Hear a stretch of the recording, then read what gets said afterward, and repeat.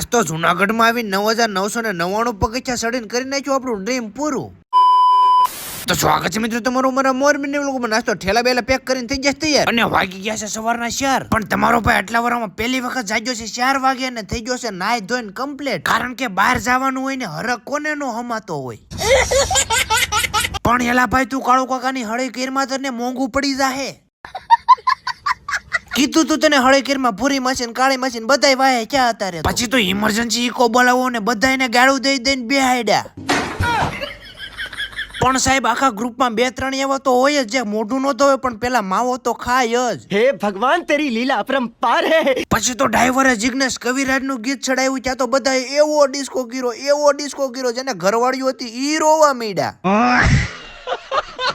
પણ સાહેબ આ ડ્રાઈવર ની સ્પીડ એટલી 2 કલાક નો થઈ ત્યાં તો જુનાગઢ માં નાખી દીધા. પણ હજી તો જેવા હેઠા ઉતારે ત્યાં તો ગિરનાર જોઈને બધા ભાગવા જ માંડ્યા.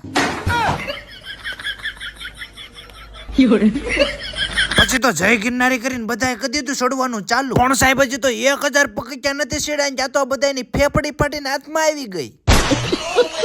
હવે 1 મિનિટના વ્લોગમાં તો તમને જાજુ નહીં દેખાડી શકું પણ ભાગ 2 કાલ આવી જશે. જોવાનું ભૂલતા નહીં ને વ્લોગ કેવો લાગ્યો કોમેન્ટ કરી નાખજો. બાય બાય, જય માતાજી.